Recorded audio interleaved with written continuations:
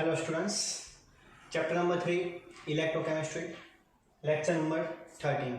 आज का हमारा टॉपिक है non standard electrode potential measurement. Friends, अगर आपको याद हो तो अब तक हमने जितने भी इलेक्ट्रो पोटेंशियल कैलकुलेट किए थे, जिसको हम कहते थे ई सेल या ई सेल जीरो या ई सेल नॉट, वो सारे कैसे थे? वो सारे थे स्टैंडर्ड पोटेंशियल। स्टैंडर्ड पोटेंशियल का मतलब क्या गाइस कि आपका जो टेम्परेचर था वो कितना होता था? 298 केल्विन। आपका जो प्रेशर होता था वो कितना होता था? 1 बार प्रेशर। और जो आपकी कंसंट्रेशन थी इलेक्ट्रोलाइट की वो कितनी होती थी? 1 मोलर। अगर ये सारी कंडीशन सेटिस्फाइड हो तो हम कहते थे कि ये आपकी कंडीशन स्टैंडर्ड है और आपको इस केस में इलेक्ट्रोकेमिकल सेल का जो पोटेंशियल मिलता था उसको हम कहते थे स्टैंडर्ड पोटेंशियल। नॉन स्टैंडर्ड का मतलब क्या? मान लो कि temperature is not equal to 298 kelvin, pressure is not equal to 1 bar, concentration is not equal to 1 molar. मतलब कि तीन में से कोई भी एक कंडीशन आपने चेंज कर ली, तीन में से दो कंडीशन चेंज की या तीनों कंडीशंस आपने चेंज कर ली, तो एट दैट टाइम आपको जो इलेक्ट्रोड पोटेंशियल मिलता है उसको बोलते हैं नॉन स्टैंडर्ड इलेक्ट्रोड पोटेंशियल। आपकी टेक्स्ट बुक में एक नाम दिया होगा, आपकी टेक्स्ट बुक में दिया होगा नस्ट इक्वेशन। तो आप आपकी नोटबुक में as a understanding purpose Nernst equation के फॉर्म में भी आप लिख सकते हो। ठीक है, एग्जाम में आपको क्वेश्चन आएगा तो एग्जाम में क्वेश्चन आपको इसी प्रकार आएगा, that derive Nernst equation. Clear? तो चलिए स्टार्ट करते हैं आज का topic. Nernst give relationship between E cell and concentration of electrolyte solution known as Nernst equation. ठीक है, अब देखो उसने कौन सा फॉर्मूला यूज किया था, सब कुछ कैसे आता है वो आपकी टेक्स्ट बुक में पूरा नहीं दिया हुआ है, लेकिन मैं आपको डिटेल में समझाऊंगा कि उसने पहले कौन सा फॉर्मूला लिया था। उस फॉर्मूले में हम सबकी कीमत वैल्यूज प्लेस करेंगे। देखो, सबसे पहले उसने एक थर्मोडायनेमिक फॉर्मूला उठाया था जो उसने लिखा था delta G is equal to delta G not plus R T L N Q. Formula कौन सा था? Delta G is equal to delta G not plus R T L N Q. इसको आप इक्वेशन नंबर 1 लिखो। चलो अब मैं आपको कुछ सिखाता हूँ एक्स्ट्रा। यहाँ पे आ जाओ। देखो गाइस, अभी जो आपको सिखा रहा हूँ हेडिंग लिखना एक्स्ट्रा, ये आपको थियरी में नहीं लिखना है, लेकिन अगर मैं आपको ये नहीं समझाऊंगा आपको पता नहीं चलेगा कि हमने सब वैल्यू कहाँ से प्लेस की। गाइस, सबसे पहले मुझे बताओ, अगर आपने फिजिक्स का कंसेप्ट पढ़ा था तो फिजिक्स में अगर आपने पोटेंशियल डिफरेंस के टर्म में अगर आपने वर्क डन लिखना हो तो आप कैसे लिखते थे? ऐसे लिखते थे, W is equal to Q into V, where Q is a charge transferred and V is a potential difference. ठीक है गाइस, अगर हम इसको कोरिलेट करें हमारे इलेक्ट्रोकेमिकल सेल के साथ, किसके साथ? हमारे इलेक्ट्रोकेमिकल सेल के साथ। मानो हम बात करते हैं डैनियल सेल की। मैं आपको अभी एक एग्जांपल दे रहा हूँ, इसको अभी इक्वेशन 2a। डैनियल सेल की बात करें हम तो आपको पता है उसमें हम लेते थे जिंक, जिसका होता था ऑक्सीडेशन Zn+2 इलेक्ट्रॉन, ये था आपका एनोड। यहीं 2 इलेक्ट्रॉन किसने लिए थे? यहीं 2 इलेक्ट्रॉन लिए थे कॉपर ने, जिसका हुआ था reduction, so copper +2 electron will gives copper, ये था आपका कैथोड। मतलब गाइस हुआ क्या था कि जब आप देखो तो 1 मोल जिंक ट्रांसफर हुए 1 मोल Zn+2 आयन में, तो उन्होंने 2 मोल इलेक्ट्रॉन को रिलीज किया। क्या किया? 2 मोल इलेक्ट्रॉन को रिलीज किया। याद करो स्टोइकियोमेट्री ऑफ द इक्वेशन, इसकी स्टोइकियोमेट्री 1 होगी, इसकी 2 होगी, इसकी 1 होगी। इसका मतलब कि 1 mole of copper +2 ions required 2 mole of electron to reduce into the 1 mole of copper। Clear? अब देखो यहाँ पे तो हमें चार्ज फाइंड करना है, हमें तो यहाँ पे क्या मिले हैं? मोल मिले हैं। तो गाइस एक बात याद रखना, अगर आपने 1 मोल इलेक्ट्रॉन लिया, कितना लिया? 1 मोल इलेक्ट्रॉन, तो आपको उस पे देखने को मिलेगा 96500। ये आपका आएगा कूलम चार्ज। ये क्या आएगा? आपका कूलम चार्ज। गाइस ये तो अभी डैनियल सेल था, इसीलिए आपने दो दो इलेक्ट्रॉन लिए।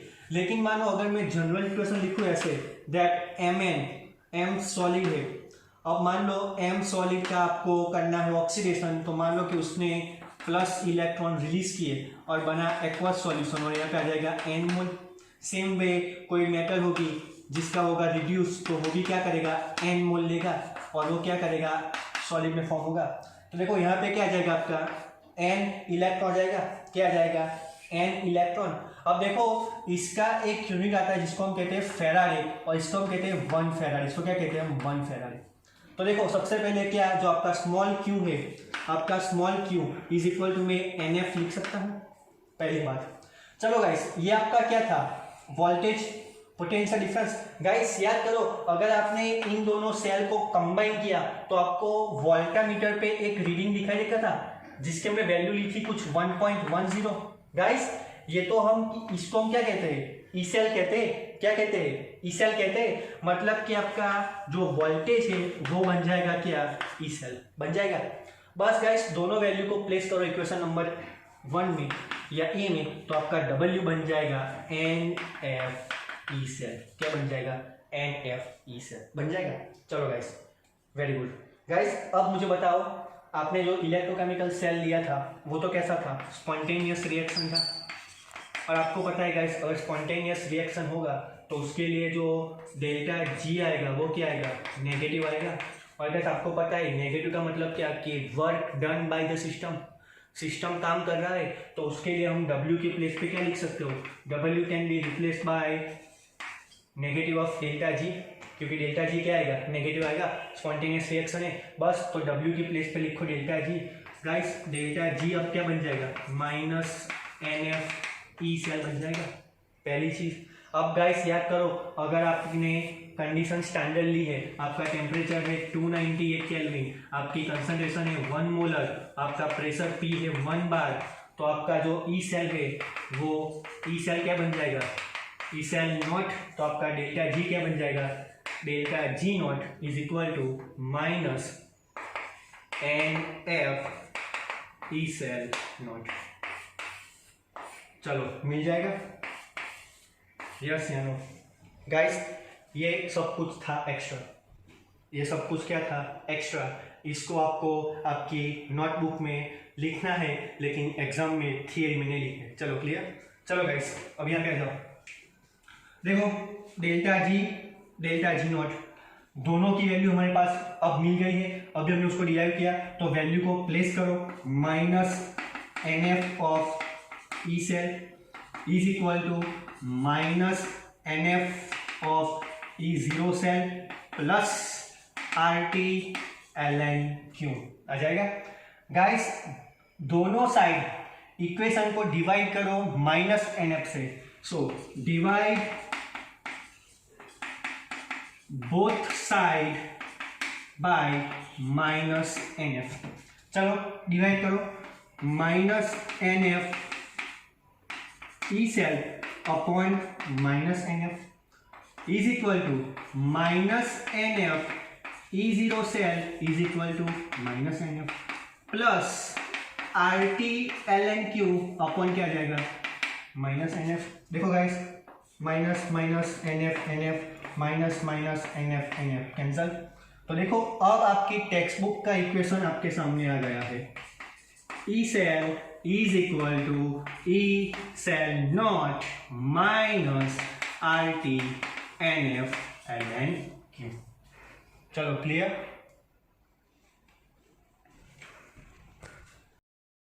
चलो गाइस अब देखो गाइस, आपको पता है कि हम जो भी आपका सेल पोटेंशियल है उसको हम मेजर करते हैं इन टर्म्स ऑफ रिडक्शन। और अगर आपको याद हो तो हमने एक रिएक्शन ली थी, तो अगर मैं उसका रिडक्शन लिखूं तो हम ऐसे लिख सकते हैं Mn plus n electron will gives n solid.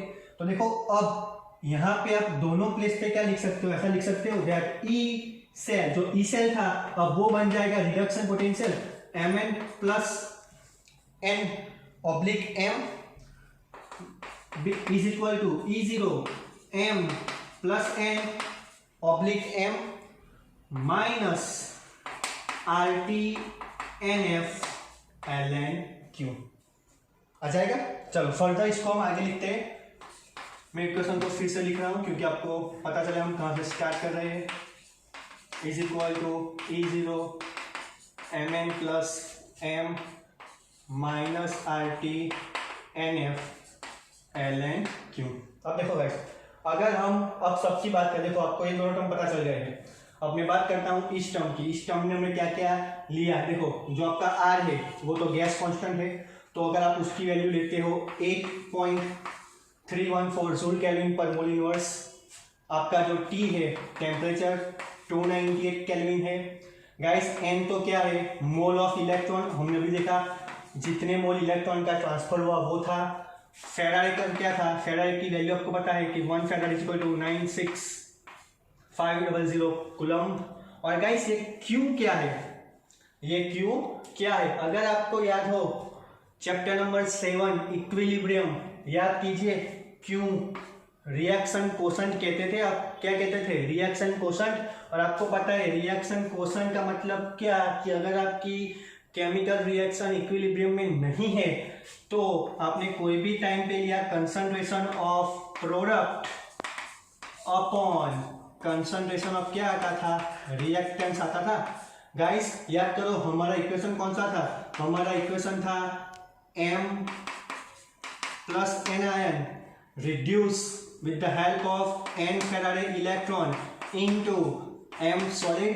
तो गाइस ये आपकी क्या होगी, प्रोडक्ट, ये आपका क्या होगा रिएक्टेंट। को आपका Q क्या बन जाएगा, concentration of metal solid upon concentration of क्या जाएगा Mn प्लस। गाइस याद करो मैंने आपको एक टर्म सिखाई थी, अगर आपने सॉलिड लिया है तो सॉलिड की तो डेंसिटी उसकी कंसंट्रेशन होती है, और डेंसिटी तो क्या होती है, कांस्टेंट होती है। सो आप यहाँ पे लिख सकते हो for solid concentration is equal to density which is constant, hence आपका जो Q आ जाएगा वो कितना आ जाएगा 1/m प्लस n। क्लियर। बस गाइस देखो अगर इसको हम फर्दर लिखें यहाँ पे तो आप ऐसा लिख सकते हो E m plus 2m is equal to E0 mn plus 2m minus RT NF। अब ln के प्लेस पे आप क्या लिख सकते हो, तो ln के प्लेस पे आपका यहाँ पे आ जाएगा metal concentration upon metal ion concentration. चलो क्लियर। अब देखो गाइस मैंने जितनी भी वैल्यू यहाँ पे ली है, अगर आपकी कंडीशन स्टैंडर्ड है तो यहाँ पे लिखना फॉर